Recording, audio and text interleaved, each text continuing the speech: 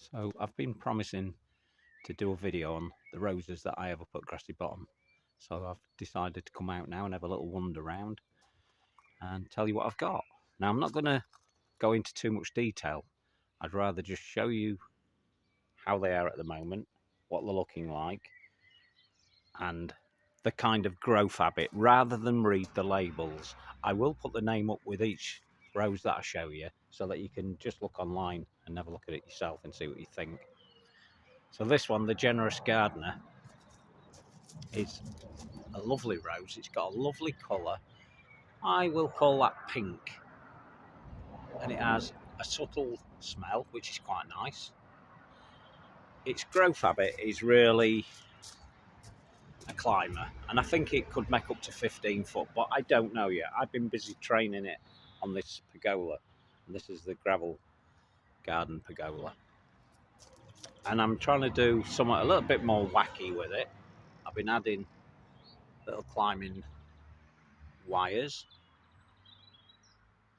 and it's looking great. So it's been there 3 years, and I've had to train it. I've been cutting it, clipping it, and I've at points even taken off major parts of it because it wasn't doing what I wanted it to do. But it is now. And as I said, there's that little bit up there which is a bit more wacky. I reckon in another 4 to 5 years that's going to be covering quite a lot of this. But until I get it actually going where I want it, that's just going to have to wait. But it is looking good. So while I'm here, I'm going to just give this a quick mention.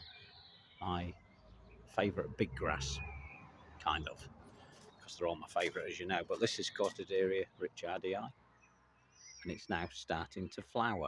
And as you can see from that, it is wonderful. I love this one. I'll do another video on that one once it gets going a bit more. The other rose I've got up here is this one here, and this is a small one because I've only just planted it. And you'll have seen this one before many times. And this one's Rosa Gertrude Jekyll, the baby that I'm growing up this post here. And this is, as you know, the Telegraph Pole Pergola Walk. So I won't talk too much about that one at the moment because we're going to see a bigger version of that in a minute.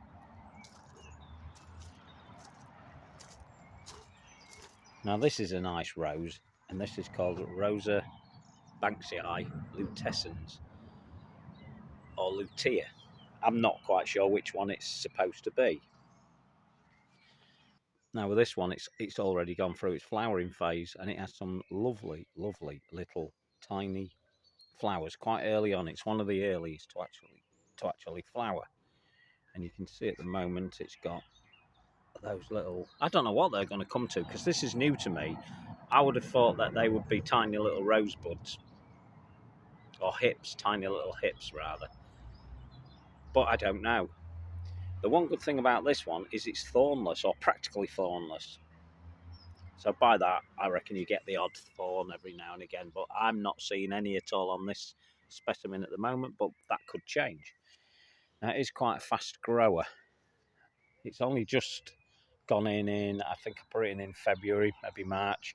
So it's only just gone in, and I want it to grow up this post and onto the top and do its thing, which hopefully it will. That's why I've planted it there. So as I'm going round, I'll just show you little bits and bobs how it's growing at the minute. We're into the middle of June at the minute, so everything's looking good. Absolutely everything's looking good. It looks like it's rained. I've been away for a few days up in Scotland and come back, and it's lovely. Everything's lovely.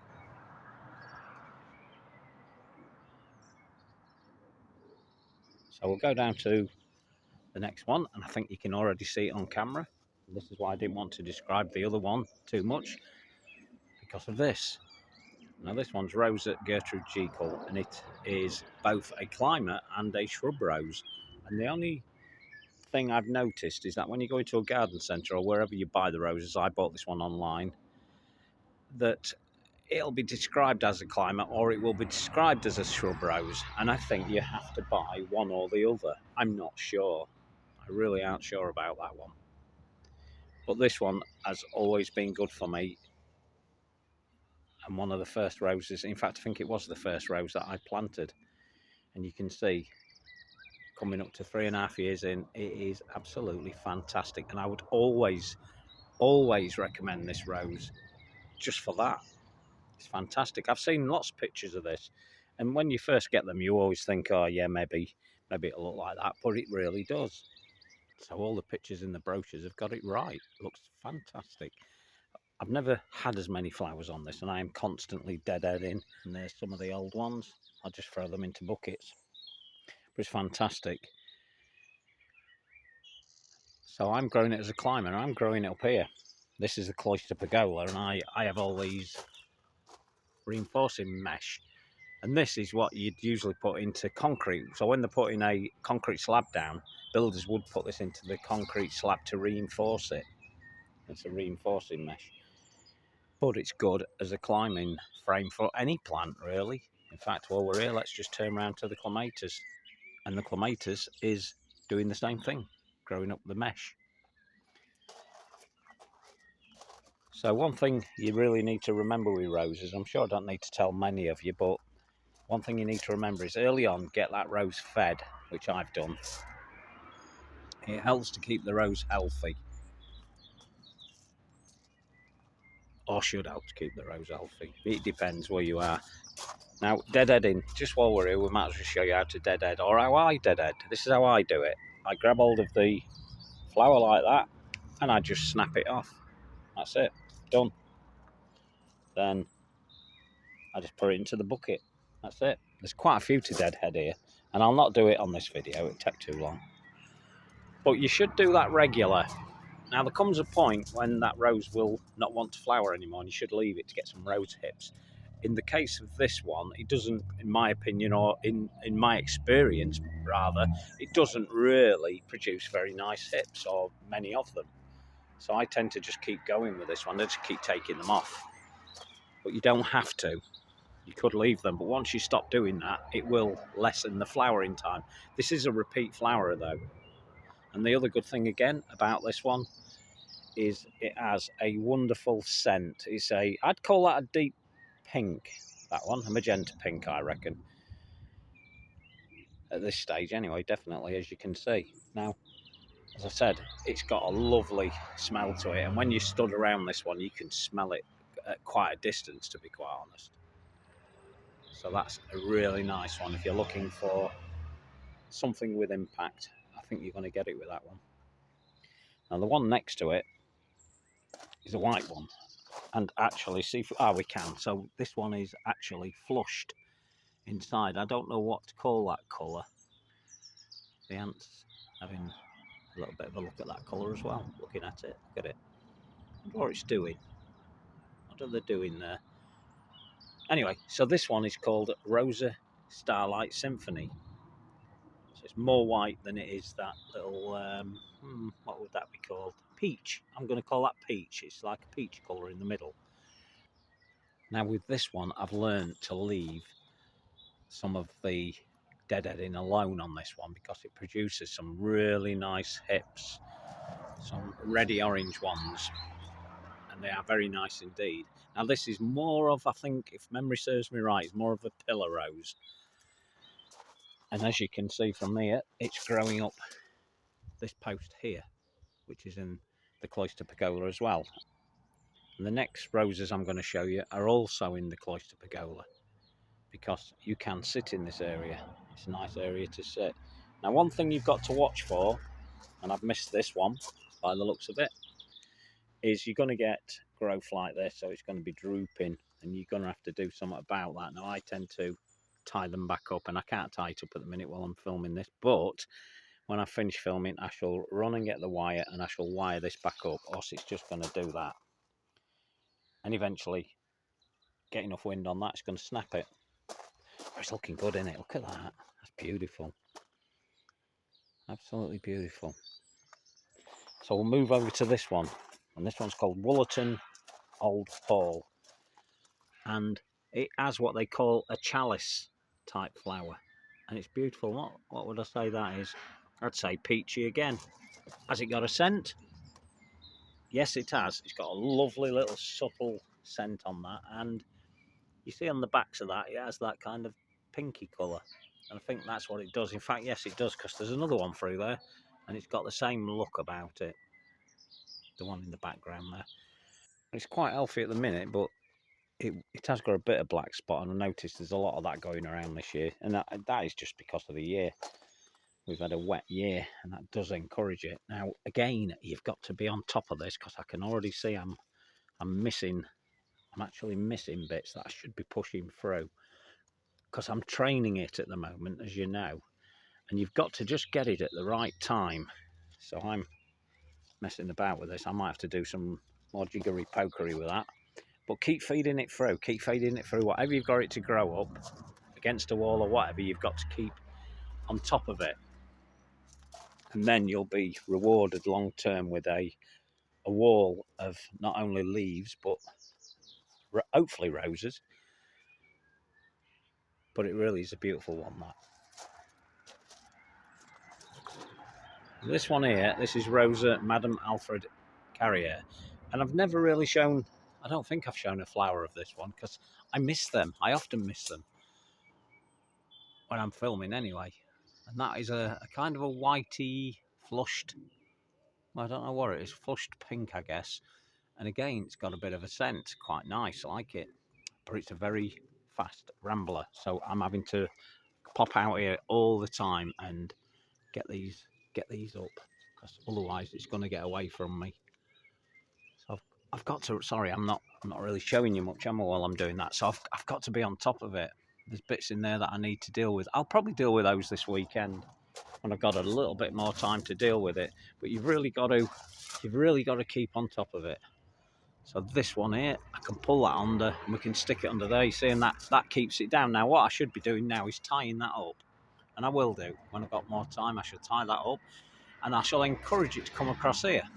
This is barbed wire, and it's a kind of a thinner gauge. The ordinary barbed wire is twice the thickness of this, but this is good for climbing stuff up, and it's very cheap. It's cheap to buy in comparison to the wire that they do sell for growing roses up.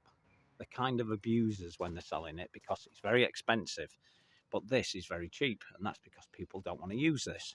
So if you get hold of this, it's just the same as any kind of plant wire that you can put against the wall, except it's got barbs on it. Now, the good thing about that is that you can encourage the rose to actually sit around these barbs. These barbs actually keep it in place, depending which one. Oh, that's quite a long one. Let's try, see if we can do it with this one.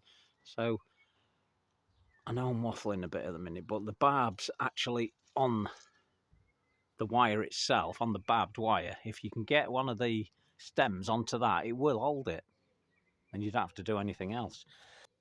So again, I'm trying to grow this all over here, which is the intention of all the roses here. Some are climbers, in fact they're all climbers, but some are ramblers and some are just pillar roses. While we're here, let's just show you this. Right, so we've got a lot of diseases going around this year, so really, if you can, you should really remove these and dispose of them. Don't leave them underneath the rose. Get rid of them, or you're just encouraging more diseases. I'm probably teaching my granny to suck eggs here. And I need to reiterate that you really do need to leave these, even though on occasions I don't bother taking them away. But it will be better and healthier if you can remove a lot of that. That'd be great. So while we're in here, we'll go to this rose. And this one has been a favourite for a long time. Oh, that's a double. That looks like a double, it is. I've never seen that before. Look at that. That's got two roses, two clear heads in there. One there, one there. But that is only one rose flower. Look at that. I'll look that up, see what it says about that. So it's nice, and this is really a red velvet looking rose. And it, if memory serves me right, it's not really got a scent, that one, but it should have a little subtle hint of a smell. But at the minute, not great. And again, we've got a lot of black spot and rust all over it. That's just the year we're having. And that's what I'm telling myself anyway, because we have had a very wet season. So that's Rose at Dublin Bay. Now I'll go around the other side and we shall show you what that wall of wood looks like from the other side. Oh, we'll just show you this again while we're here. Look at that. That's a beauty.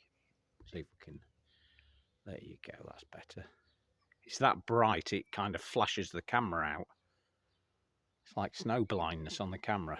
But now, that's picked it up.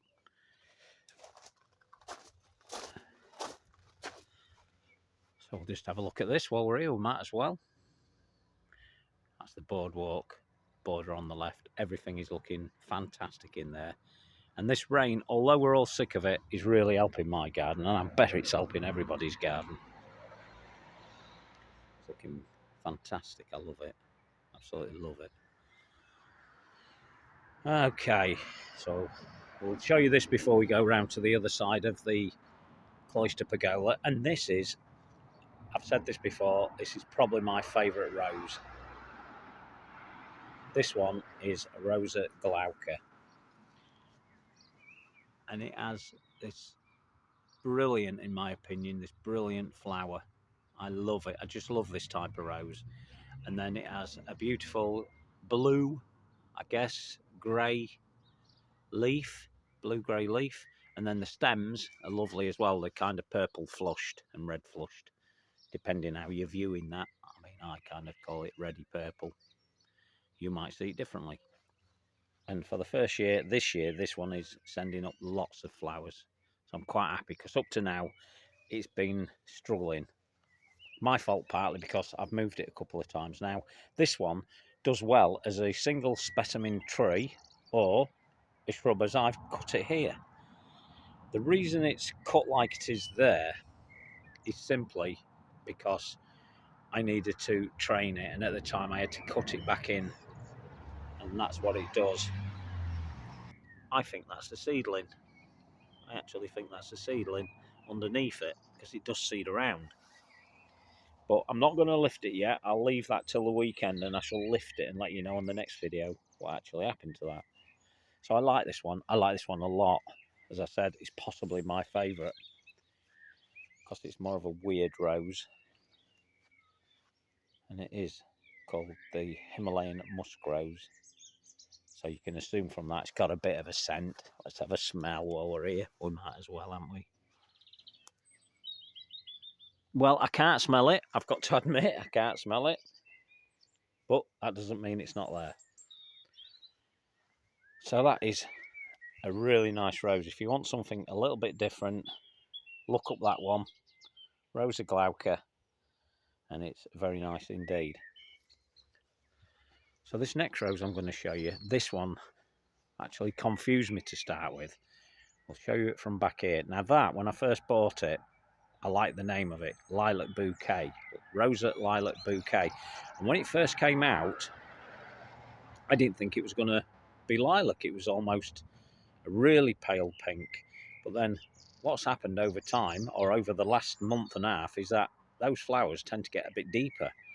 And they are, so they're more lilac. And you can see why bouquet, because it is a bouquet of roses. It's fantastic. I really like this one because we get to view it from the house. So when we're the other side of those French doors, we actually get to see this. And it does look really nice from up there. Now, has it got a scent? Oh, very subtle. I didn't think this one had a scent, but it has. It's got a very, very subtle hint of something. I don't know what, but something. So I like this one. It's a climber as well, and I'm training it to go up here. I want it to go up there. I want it to get on top of that and cover all this. It's going to look great. And I hope it actually gets to that one and then goes up it and then comes across there, because I'd like to see it dripping down there. That'd look fantastic. But that's going to take, looking at it now, I'd say a couple more seasons, so a couple of years, and we might be there with it. Who knows? So this is the other side of the cloister pergola, and there's Dublin Bay again. Let's have a look at it from here. So this one you can see is really just a single flower, but the colour of that is, it's really nice. It really is, and it is a velvety red. I like it. I like the colour. I like the fact that it's not too rambling. It's more of a small climber, or it has been in my experience, and I've been keeping this one for many, many years. And then you can see behind it, we've got Madame Alfred Carrier. Oh, we got a flower, so we can show you it. I don't think there was a proper one on the other side, was there? But we can show you this one. There you go. It's a white. I'm going to have to tap on the camera again to show you what's going on with that one, because you can't really. There you go. That's a better. That's focused it better, and it's really nice. Quite bright as well. Oh, we've got a little bee on that side of it. I'll let it go, so I'll stop shaking. But that is very nice indeed. Really like that. So that is very floriferous. Now it's its first year, well, kind of end of the first year that it's been in, and it's doing really well because it is quite a rambler. So you have to be ready for that. And I was ready for it, and you can see there are bits sticking above. We'll deal with those as and when. I mean, that side there, that one that's sticking up there, I feel I may struggle with that one. There's going to come a point where I'm going to have to clip some of them. Oh, I've just noticed another flower up here. Let's have a close look at this. Oh, that's quite nice actually. It's got some pink flushes in it, and if I don't fall over and break my neck, I'll show you that in detail. Let's get closer. Look at that. That's quite nice. That really is nice. So you can imagine if there's a few of those, that's going to look stunning. So although I'm not a blousy flower man, I do like pink flowers, but they've got to be the right kind of pink and the right colour, because as you know, I got rid of Rosa New Dawn, or Red New Dawn. I got rid of it because I hated the colour. Now, there will be people that have said, well, you shouldn't be planting them in the same area. Well, with that particular rose, I actually only had Rosa Red New Dawn in there for a very short time, in fact, less than 6 months. And it was an Elfie rose. It didn't come out because it was diseased. It came out because I hated the look of it. So it should be fine to put the other one in there. Polo's looking great. I can't wait really to get this side completely clothed in leaf, because it's going to give it a whole different view. You're going to have to be forced to walk up to this polo and look through it, because that's always been the idea, so that you walk up and look through and you can see the roses the other side, and it does look really nice. In fact, I'm going to take a picture of that. There you go, picture. And there's Lilac Bouquet, looking good. In fact, it's looking excellent. And so is all of this. It's looking so good at the moment. The hostas are doing exceptionally well because of all the rain we're getting. Really well. And then the Cal Forster, the Calamagrostis Cal Forster, is looking good. We've had a lot of rain on it in the last few hours by the looks of this. I wasn't here, so I wouldn't know, but looking at it, looks like we've had a lot of rain on it. It will all come back up again once it dries itself out. You can see this is what it does.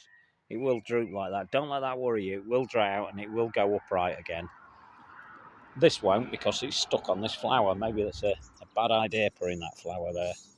Sometimes you just got to take things away. I'll take that flower away and put it somewhere else, because that's not helping. So you'll get this droopy look. As you can see, you've got it all over. Don't let that worry you. That will come back up. Another couple of hours, if we had this sunshine on it, they should go back upright again like that. Then over time they dry out and they will be stiffly upright at that point.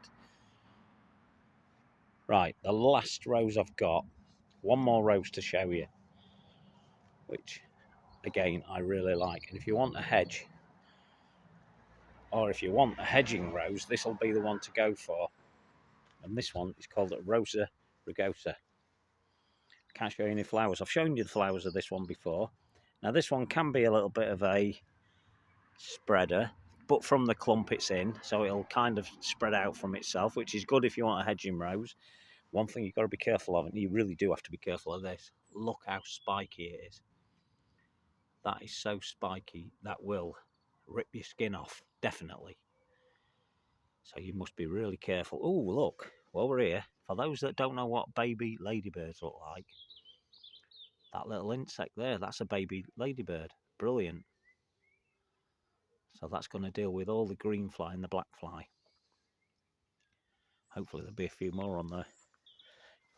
So yes, that's Rosa rugosa, and it looks absolutely stunning. I love it. So that's a few roses that I have up here at Grassy Bottom. And I do like roses, always like roses. Had them at every property I've had. And as I said, I'm not a blousy flower man, but roses I love. I don't class them as blousy flowers. And there you go. So hopefully that's informed you on the ones that I've got. I can only show you the ones that I've got. I'm not a professional rose grower by any means, and I'm no expert on them. I've learned what I've learned over the last 30 years, 40 years maybe, that I've been doing this. And you do learn a thing or two. So here we are, back here again, and that's all I can tell you about the roses that I have. Definitely worth getting roses. Typical type of plant to put in an English country garden, or any English garden at all, is the rose. We're known for it, aren't we? Known for it in Britain. So there you go. There you go. A talk on the roses I have up at Grassy Bottom. I'll touch on the next one. Ta-da.